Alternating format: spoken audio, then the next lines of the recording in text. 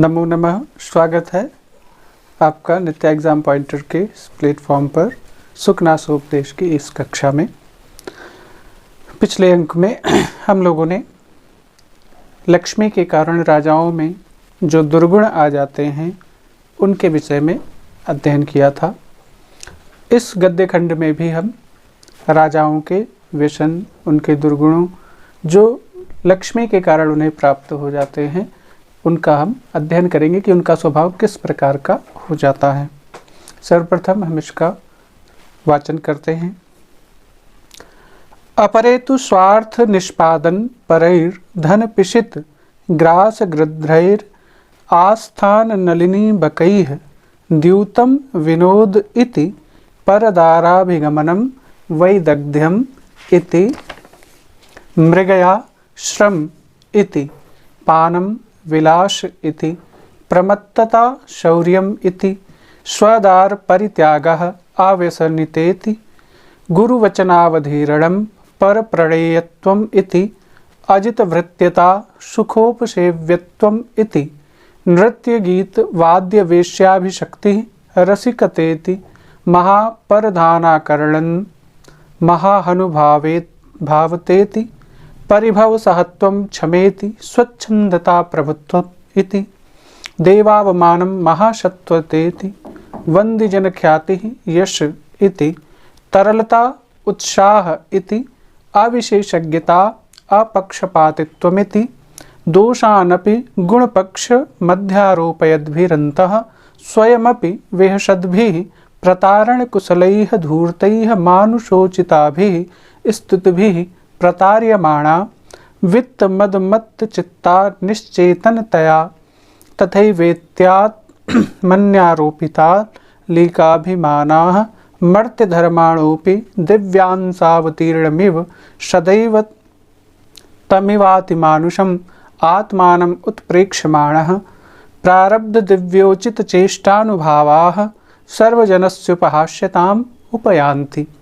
शुकनास कहते हैं, जैसे पहले के गद्य खंड में उन्होंने राजाओं का वर्णन किया था कि लक्ष्मी प्राप्त होने पर राजागण अपना जो सच्चारित्र है उसको नष्ट करके दुराचरण की ओर प्रवृत्त हो जाते हैं। इसी को आगे बढ़ाते हुए कहते हैं, अपरेतु अर्थात अन्य जो राजा हैं स्वार्थ निष्पादन परैर धन पिशित ग्रास गृध्रैर आस्थान नलिनी बकैः, जो दूसरे राजा हैं वह अपने स्वार्थ की सिद्धि में लगे रहते हैं। अर्थात लक्ष्मी के प्रभाव से उनको क्या उचित है क्या अनुचित है इसका विचार नहीं रहता। किसी प्रकार से अपना हित हो यही उनका एकमात्र ध्येय रहता है। अर्थात अपना काम बनाने में तत्पर रहते हैं। धन पिशित ग्रास गृध्रैः, धन का जो मोह है, धन के धन रूपी मांस, पिशित अर्थात मांस, धन रूपी मांस का भक्षण करने वाले गृध्र के समान। द्रव्याणि एव पिशितानि मांसानि ग्रासे ग्रहणे गृध्रैः इव, अर्थात धन रूपी जैसे गृध्र मांस के टुकड़े को देख करके उसकी ओर झपट पड़ता है, उसी प्रकार से जो धन के दास होते हैं वह धन को उसी प्रकार से देख करके झपट लेना चाहते हैं, ले लेना चाहते हैं, जिस प्रकार से गिद्ध जो है मांस का टुकड़ा लेना चाहता है। और आस्थान नलिनी बकैः, जो आस्थान है यानी जो राजभवन है, राज दरबार है, दरबार में सभा भवन में वह उसी प्रकार से सुशोभित होते हैं जिस प्रकार से कमल के पत्ते में छिपा हुआ या कमल के बीच में बगुला होता है। अब यहाँ पर तात्पर्य क्या है कि कमल के पत्ते के बीच में पत्ते होते हैं, उनके बीच में बगुला छिपा रहता है और मछलियों को ध्यानपूर्वक देखता है। मछलियों का शिकार करने के लिए वह उन कमल के पत्तों का आश्रय लेता है। उसी प्रकार से जो धूर्त गण हैं वह राजभवन में राजा के आश्रय में रह करके और दूसरों के धन को हरने के लिए, धन को प्राप्त करने के लिए उसी प्रकार से तलाश में रहते हैं जिस प्रकार से बगुला पत्तों की ओट में छिप करके मछलियों का शिकार करता है। और वो कहते क्या है ऐसे दुराचारी व्यक्ति? द्यूतम विनोद इति, यदि उन्हें कहो कि जुआ खेलना अच्छा नहीं है, लेकिन वह उस द्यूत को, उस जुए को क्या कहेंगे कि या तो हम मनोरंजन के लिए खेलते हैं, इसमें कौन सी बुरी बात है। तो द्यूत को वो मनोरंजन का साधन मानते हैं। और परदाराभिगमनम वैदग्ध्यम इति, परदारा, पर अर्थात दूसरे की, दारा स्त्री, अवगमनम पर स्त्री, गमनम अर्थात दूसरों के स्त्री के से संबंध बनाना, वो इसी को अपनी चतुरता मानते हैं, चतुराई मानते हैं कि हमारे अंदर इतना गुण है तभी तो हम ऐसा किया। परदाराभिगमनम वैदग्ध्यम इति, पर स्त्री गमन को वह अपनी चतुरता मानते हैं। और मृगया श्रमिति, मृगया अर्थात शिकार, शिकार करना अच्छा श्रम है। यहाँ पर श्रम का तात्पर्य हो जाएगा व्यायाम से। तो ऐसे राजागण क्या कहते हैं कि शिकार करना एक अच्छा व्यायाम है, लेकिन वास्तव में क्या है? वास्तव में प्राणियों के प्रति हिंसा करना या प्राणियों को बिना किसी कारण अनायास ही मारना यह व्यायाम नहीं है, बल्कि यह आखेट जो है यह एक महान दोष है, जीव हिंसा दोष है। लेकिन ऐसे धनाभिमानी व्यक्ति कहते हैं कि जो आखेट है, जो मृगया है, वह एक उत्तम कोटि का व्यायाम है। पानम विलासयति, मद्य सेवन करना, मदिरा पीना, वह कहते हैं कि यह जो मदिरा पीना है यह एक विशेष प्रकार के भोग का साधन है। उसमें भी वह गुण बताते हैं कि मद्य जो है, मद्यपान यह विलासिता का द्योतक है, जबकि वास्तव में मद्यपान विलासिता का नहीं बल्कि एक महापातक का दोष, महापातक है। मद्यपान पाप की श्रेणी में आता है, लेकिन ऐसे राजागण उस पर तर्क देते हैं कि या तो राजाओं के भोग विलास की वस्तुएं हैं। प्रमत्तता शौर्यमिति, प्रमत्तता अर्थात गर्व, दर्प, प्रमत्त गर्व जो होता है, गर्व करेंगे और कहेंगे कि यह जो गर्व है, जो घमंड है, घमंड को ही अपना शौर्य बताते हैं, शूरवीरता बताते हैं। स्वदार परित्याग अव्यसन इति, अपनी स्त्री का त्याग करना, इसी को बताते हैं वैराग्य। स्वदार परित्याग अव्यसनम इति, अपनी स्त्री का परित्याग करके कहते हैं कि हमें तो वैराग्य उत्पन्न हो गया, हमें स्त्रियों में आसक्ति नहीं है। जबकि अपनी धर्म पूर्वक ग्रहण की गई स्त्री का परित्याग करना एक महान पाप का कारण होता है, महापातक है। लेकिन अपनी स्त्री का त्याग करते हुए कहते हैं कि हमें तो स्त्रियों में आसक्ति ही नहीं है। गुरुवचनावधीरणम पर प्रणेयत्वम इति, गुरुवचनावधीरणम, गुरुवचनस्य गुरुर्वाक्यस्य अवधीरणम अर्थात अवहेलनम, यानी गुरु के वचन की अवहेलना करना, गुरु की आज्ञा का उल्लंघन करना, इसको वह बताते हैं पर प्रणेयत्वम इति, अर्थात अनन्यवशत्वम इति, अर्थात स्वतंत्रता, अपने गुरुजनों की आज्ञा का उल्लंघन करके कहते हैं कि मैं किसी के दबाव में नहीं रहता, अर्थात मैं स्वतंत्र हूँ। तो गुरु की आज्ञा का उल्लंघन करने से ही व्यक्ति की स्वतंत्रता नहीं दिखाई देती। स्वतंत्रता वास्तव में उचित अनुचित का विचार करके जो व्यक्ति कार्य करे उसमें स्वतंत्रता होती है, लेकिन गुरु की आज्ञा का अवहेलना करना यह हमेशा अकल्याणकारी होता है, अशुभ ही होता है। लेकिन जो ऐसे धनाभिमानी राजागण हैं, जो मूर्ख राजागण हैं, वह अपने गुरु की आज्ञा का अवहेलना करते हैं, वे कहते हैं कि मैं किसी के दबाव में नहीं हूँ, मैं स्वतंत्र हूँ। और अजित वृत्तता सुखोपसेव्यत्वम इति, अजित वृत्तता, जित वृत्तता, वृत्त मीन्स नौकर, और जित वृत्तता यानी जिन नौकरों पर जिसका नियंत्रण हो। और अजित वृत्तिता अर्थात नौकरों पर जिनका नियंत्रण नहीं है। तो ऐसे राजागण जो अपने ही सेवकों पर नियंत्रण नहीं रख सकते, जिनके सेवक उनके वश में नहीं हैं, वह अपनी इस कादरता को छिपाने के लिए कहते हैं कि असेव्यत्वम सुखोपसेव्यत्वम इति, अर्थात मैं अपने सेवकों को सुखपूर्वक रखता हूँ, आसानी से सेवा करने योग्य सेवक है, इन्हें आज्ञा देने की आवश्यकता नहीं है, यह स्वतः हमारी सेवा करते हैं, इसलिए इन पर कैसा नियंत्रण, इस प्रकार के कुतर्क देते हैं। नृत्य गीत वाद्य वेश्याभिशक्ति रसिकतेति, नृत्य गीत वाद्य अर्थात रंगशाला में जाना और वेश्याभिशक्ति अर्थात वेश्याओं में आसक्ति, इन सब को भी वह इस प्रकार से अपनी वाणी से बताते हैं जैसे इनमें भी वह गुण खोज लेते हैं, जबकि वास्तव में एक राजा के लिए यह सब उसका नुकसान करने वाली ही बातें हैं।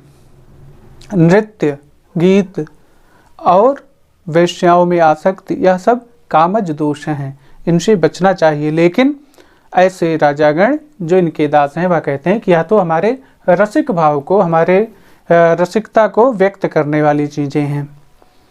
महापरधाना करणनम महानुभावेति, महतो विशालस्य अपराधस्य अनाकरणम अश्रवणम महानुभावता उदार हृदयता इति कथनेन, और जो बड़े बड़े अपराध हैं उनको भी न सुनना, यह उदार हृदयता दिखाते हैं। जो बड़े अपराध, उनके जो चाहने वाले जो चाटुकार हैं वह कोई भी अपराध कर दें और उनको क्षमा कर देना, कहेंगे बहुत उदार हृदय वाले हैं, बड़ा विशाल हृदय है, उन्होंने क्षमा कर दिया। और जबकि वास्तव में यह क्या है, यह अपने कर्तव्य का उचित ढंग से पालन न करने का दोष है राजा का। राजा के लिए अगर कोई अपराधी है, चाहे उसका अपना हो या पराया हो, उसको सबके साथ न्याय करना चाहिए। लेकिन जो ऐसे मूर्ख राजा हैं वह अपने जो चाटुकार हैं उनके द्वारा किए गए अपराधों को क्षमा करते हैं और स्वयं को बहुत उदार हृदय वाला बताते हैं। परिभव सहत्वम क्षमेति, उनका तिरस्कार हो जाए तो जब उन पर वश नहीं चलता तो कहते हैं मैंने उन्हें क्षमा कर दिया। परिभव सहत्वम यानी तिरस्कार को सहना ही वह कहते हैं कि क्षमा कर दिया मैंने, क्षमा बताते हैं उसको। स्वच्छंदता प्रभुत्वमिति, स्वच्छंदता यानी अनुशासनहीन रहने को ही वह अपना प्रभुत्व बताते हैं, ऐश्वर्य मानते हैं। देवावमानम महासत्वतेति, देवताओं का अपमान, उनका तिरस्कार, वह इसी को अपनी पराक्रमशीलता बताते हैं कि मैं किसी देवता को नहीं मानता, मैं उनसे नहीं भयभीत हूँ, मैं इनसे नहीं भयभीत हूँ, तो इसी को वह अपना पराक्रम मानते हैं। जबकि वास्तव में देवताओं का अपमान करना अमंगलकारी होता है, अकल्याणप्रद है, लेकिन वह इसी को अपना ऐश्वर्य मानते हैं। बंदीजन ख्याति ही यशः इति, जो बंदीजन है यानी जो राज दरबार में रहने वाले जो गायक होते हैं, जो भाड़ होते हैं, वह राजा की निरंतर प्रशंसा किया करते हैं, तो उनकी प्रशंसा को ही, बंदीजनों की स्तुति को ही वह अपना यश मानते हैं कि हमारा तो बहुत यश फैल रहा है। और तरलता उत्साह इति, जो चंचलता है, राजा में चंचलता नहीं होनी चाहिए, लेकिन जो चंचलता है इसको वह उत्साह मानते हैं कि इनके अंदर बहुत उत्साह है। अविशेषज्ञता अपक्षपातत्वमिति, और कौन अच्छा उत्तम व्यक्ति है, कौन उत्तम व्यक्ति नहीं है, इसका जब विचार नहीं कर पाते हैं तो इसी को कहते हैं कि हमारे अंदर पक्षपात नहीं है। अर्थात जब वह जान ही नहीं पा रहे हैं तो सही और गलत का निर्णय कैसे करेंगे, लेकिन नहीं जानते हैं तो इसको अपना दोष नहीं मानते, अपना कर्तव्य से अच्युत होना नहीं मानते, बल्कि कहते हैं कि हम तो बहुत सरल हृदय हैं, हमें अच्छे बुरे का दोष या पक्षपात करना नहीं आता। दोषानपि गुणपक्षम अध्यारोपयद्भिः अंतः स्वयं विहसद्भिः प्रतारण कुशलैः धूर्तैः मानुषोचिताभिः स्तुतिभिः प्रतार्यमाणा वित्त मद मत्त चित्ता निश्चेतनतया दोषानपि गुण पक्षम आरोपयत भी। इन जो दोषों को कहा गया है, इन दोषों को भी वह गुणों में गिनती करते हुए, इनको गुण के समान व्यक्त करते हुए ऐसे राजागण मन में स्वयं भी जानते हैं कि मैं गलत कर रहा हूं, स्वयं भी सद भी, और मन में हंसते भी हैं, लेकिन प्रतारण कुशलैः धूर्तैः मानुषोचिता भी, किंतु जो प्रतारण करने में प्रवीण, प्रतारण मतलब यहाँ पर वंचना करने में, ठगने में या झूठी चापलूसी करने में जो प्रवीण उनके जो दरबारी गण हैं, उनके द्वारा जब वह देवताओं के योग्य जो स्तुतियाँ हैं, उन स्तुतियों को राजाओं की प्रशंसा में जब वह गाते हैं, उनके दरबारी गण जो चाटुकार हैं, जब वह देवताओं के योग्य स्तुतियों उनके करते हैं, तो इस प्रकार से वह उस राजा को ठगते हैं, अर्थात उसे मूर्ख बनाते हैं।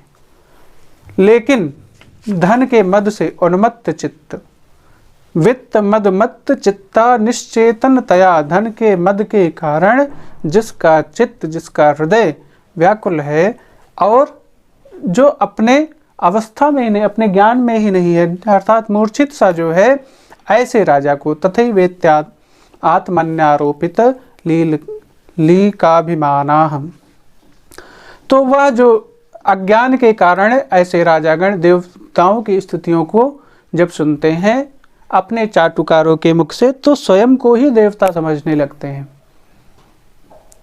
और अपने अंदर ही देवताओं के स्वरूपों का इमेजिन करने लगते हैं, अर्थात मानने लगते हैं, समझने लगते हैं कि मैं ही स्वयं देवता हूँ।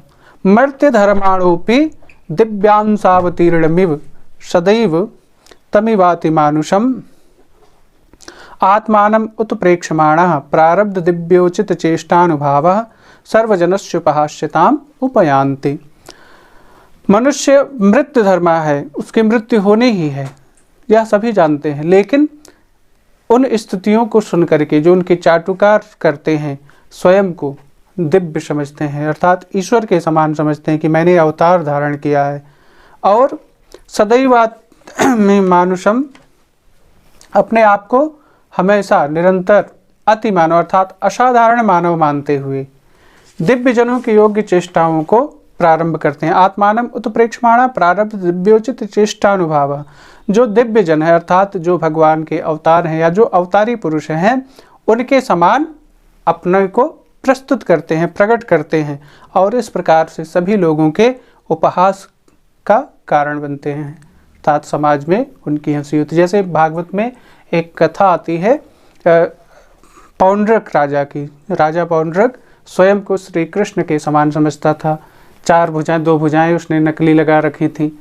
चक्र बना लिया था, गरुड़ पक्षी भी बना लिया था, और स्वयं को विष्णु का अवतार दिखाने की कोशिश करता था। लेकिन क्या अवतारी हो थोड़ी गया, केवल चाटुकारों के कारण वह इस प्रकार से स्वयं को ही विष्णु समझने लगा था, लेकिन वास्तव में वो विष्णु तो था नहीं, तो अंततः उसका विनाश हुआ। इसी प्रकार से जो धन के दास होते हैं, जो अभिमानी घमंडी राजागण हैं, वह स्वयं को ही ईश्वर का स्वरूप मानने लगते हैं, ईश्वर के समान आचरण करने की कोशिश करते हैं, और फिर लोगों के बीच उपहास के पात्र बनते हैं। आत्म विडंबनांच अनुजीविना जनेन क्रियमाणाभिनंदन्ति मनसा देवताध्यारोपण प्रतारणा संभूत संभावनोपहंताश्चान्तः प्रविष्टा परभुजद्वयम् इवात्मबाहुयुगलं संभावयन्ति त्वगन्तरित तृतीय लोचनं स्वललाटम् आशंकन्ते दर्शन प्रदानमपि अनुग्रहं गणयन्ति दृष्टिपातमपि उपकार पक्षे स्थापयन्ति संभाषणमपि संविभाग मध्ये कुर्वन्ति आज्ञामपि वर प्रदानं मन्यन्ते स्पर्शमपि पावनम आकलयन्ति मिथ्या माहात्म्य गर्व निर्भराश्च न प्रणमन्ति देवताभ्यः न पूजयन्ति द्विजातीन् न मानयन्ति मान्यान् न अर्चयन्ति अर्चनीयानि नाभिवादयन्ति अभिवादनार्हान् नाभ्युत्तिष्ठन्ति गुरून् अनर्थकायासान्तरित विषयोपभोग सुखम इत्युपहसन्ति विद्वज्जनम जरा वैक्लव्य प्रलपितमिति पश्यन्ति वृद्धजनोपदेशम आत्मप्रज्ञा परिभव इत्यसूयन्ति सचिवोपदेशाय कुप्यन्ति हितवादिने। ऐसे जो राजागण होते हैं जो स्वयं को ईश्वर का ही स्वरूप समझने लगते हैं, और क्योंकि आत्मविडंबना अनुजीविना जनेन क्रियमाणाभिनंदन्ति। आश्रित जनों के द्वारा, जो उनके नौकर चाकर हैं, जो उनके अनुजीवी सेवक हैं, उनके द्वारा की जाने वाली अपनी इस विडंबना ही है कि व्यक्ति उस योग्य है नहीं और बढ़ा चढ़ा करके उसको उसी प्रकार से प्रस्तुत किया जाए। जैसे कोई व्यक्ति काका का न जानता हो और उसको कहो कि आप बहुत बड़े विद्वान हैं, तो यह उसके लिए एक विडंबना, एक उपहास ही तो हुआ। लेकिन यदि वह स्वयं दूसरा करे तब तो ये गलत है, लेकिन वह स्वयं को भी विद्वान समझने लगे, बुद्धिमान समझने लगे, तो उसके लिए यह विडंबना ही है। तो जो राजा के आश्रित जन है उनके द्वारा की जाने वाली इस विडंबना अर्थात वंचना को, उनके दोषों को ही गुण बता करके की जाने वाली वंचना को, उसको जब सुनते हैं राजागण तो ऐसे जनों का अभिनंदन करते हैं। और अभिनंदन ही नहीं करते बल्कि अपने मन में ऐसा विचार भी लाने लगते हैं। मनसा देवताध्यारोपण प्रतारणा संभूत संभावनोपहताश्चान्तः प्रविष्टा अपर भुजद्वयम इवात्म बाहुयुगलम संभावयन्ति। मन में देवताओं को स्वयं में ही अधिष्ठान करने लगते हैं, अर्थात मैं देवता हूँ ऐसा समझने लगते हैं, ऐसा उनके अंदर भाव आने लगता है। और हमारी दोनों भुजाएं, जैसे भगवान विष्णु के 4 भुजाएं हैं, तो स्वयं को विष्णु का स्वरूप समझते हुए ऐसी संभावना करते हैं, ऐसा विचार करते हैं कि हमारी जो 2 भुजाएं हैं वह हमारे शरीर के अंदर ही अंदर प्रविष्ट हो गई हैं, अर्थात दिखाई नहीं दे रही हैं, लेकिन 4 भुजाएं हैं। प्रविष्ट अपर भुजद्वयम इव आत्मबाहुयुगलम संभावयन्ति, अर्थात हमारे 2 भुजाएं प्रविष्ट हो गई हैं अंतर में। त्वगंतरित तृतीय लोचनम, जो तीसरा जो नेत्र है वह हमारे त्वचा के अंदर विद्यमान है, ऐसा अनुभव करते हैं। स्वललाटम आशंकन्ते, हमारे ललाट पर, हमारे मस्तक पर हमारा तीसरा जो नेत्र है वह त्वचा के अंदर स्थित है, ऐसा सोचने लगते हैं भ्रम के कारण। दर्शन प्रदानमपि अनुग्रहम गणयन्ति, किसी को अपना दर्शन दे देना भी वह उस पर कृपा समझते हैं। जैसे ईश्वर का दर्शन देना कृपा होती है ईश्वर की, किसी को तभी उसका दर्शन मिलता है, तो उसी प्रकार से ऐसे अभिमानी मूर्ख राजागण जब किसी से मिल लेते हैं तो सोचते हैं मैंने इस पर बहुत बड़ी कृपा कर दी। दृष्टिपातम उपकार पक्षे स्थापयन्ति, किसी को अगर उन्होंने निगाह से देख लिया तो ऐसा लगता है मानो कितना बड़ा उपकार कर दिया। संभाषणमपि संविभाग मध्य कुर्वन्ति, किसी से यदि बात कर ली तो बात करना भी ऐसा मानते हैं कि मैंने इसको न जाने कितनी अनमोल चीज दे दी हो, अर्थात बात करने को भी वह बहुत बड़ा अनुग्रह समझते हैं। आज्ञामपि वर प्रदानम मन्यन्ते, किसी को आज्ञा देना भी इस प्रकार से समझते हैं मानो उन्होंने वरदान दे दिया हो। स्पर्शमपि पावनम आकलयन्ति, किसी को छू लेना भी पवित्र कर देने के समान समझते हैं। मिथ्या माहात्म्य गर्व निर्भराश्च न प्रणमन्ति देवताभ्यः, ऐसे मूर्ख राजागण झूठे महात्म के से गर्वित और दूसरों पर निर्भर देवताओं को भी प्रणाम नहीं करते हैं। न पूजयन्ति द्विजातीन, ना ही वह ब्राह्मणों की पूजा करते हैं, अर्थात उनका सम्मान करते हैं। न मानयन्ति मान्यान, ना ही जो उनके माननीय पक्ष हैं उनको ही सम्मान देते हैं। न अर्चयन्ति अर्चनीयान, ना ही पूजनीय व्यक्तियों को वह उचित रूप से अर्चना करते हैं, अर्थात उनको सम्मान देते हैं। ना अभिवादयन्ति अभिवादन आहारान, अर्थात जो प्रणम्य व्यक्ति हैं जिनका उनको अभिवादन करना चाहिए, प्रणाम करना चाहिए, ऐसे प्रणम्य व्यक्तियों का भी वे अभिवादन अर्थात प्रणाम नहीं करते। नाभ्युत्तिष्ठन्ति गुरून्, गुरुओं के आने पर, अपने बड़ों के आने पर, गुरुजनों के आने पर भी वह उठ करके खड़े नहीं होते। अनर्थकाया संतरित विषयोपभोग सुखम इत्युपहसन्ति विद्वज्जनम, विद्वानों को देख करके उनका उपहास उड़ाते हैं, सोचते हैं कि व्यर्थ का परिश्रम किया इन्होंने और विषय भोग के सुखों से वंचित हैं। इस प्रकार से कहते हुए जो विद्वत गण हैं, जो त्यागी तपस्वी हैं, उनका उपहास उड़ाते हैं। जरा वैक्लव्य प्रलपितम इति पश्यन्ति वृद्धोपजनोपदेशम। जो वृद्ध गण हैं, जो बड़े बुजुर्ग हैं, उनका जो उपदेश है अर्थात उनकी जो बातें हैं उसको ये उसी प्रकार से मान करके हटा देते हैं, मानो यह अपने बुढ़ापे के कारण बोल रहे हो। बुढ़ापे में जैसे कहते हैं ना लोग कि बुद्धि सठिया गई है, जब देखो तब बोलते रहते हैं। तो जो मूर्ख व्यक्ति हैं, जो मूर्ख राजागण है, वह अपने जो वृद्धजन हैं, जो गुरुजन हैं, उनके उपदेश को उसी प्रकार से हटा देते हैं, यह सोच करके कि बुढ़ापे में तो इनकी आदत है बकने की, उस पर ध्यान नहीं देते हैं। आत्म प्रज्ञा परिभव इत्यशूयन्ति सचिवोपदेशाय। जो मंत्रीगण हैं, उनके उपदेश को, उनके कथन को, उनकी सलाह को राजा को मानना चाहिए। लेकिन यदि मंत्रीगण कोई उचित सलाह देते हैं जो इनके बुद्धि के विपरीत हो, तो इसे वह अपनी बुद्धि का, अपनी प्रज्ञा का अपमान समझते हैं, अनादर समझते हैं और ऐसा समझ करके अपने मंत्री की सलाह का भी तिरस्कार करते हैं। कुप्यन्ति हितवादिने। जो उनके हित की बात करते हैं उन्हीं पर वे क्रोध करते हैं। तो इस प्रकार से शुकनास ने जो लक्ष्मी के दास बने हुए राजागण हैं उनका वर्णन किया है। और आगे के गद्य खंड में अभी कुछ और वर्णन करेंगे।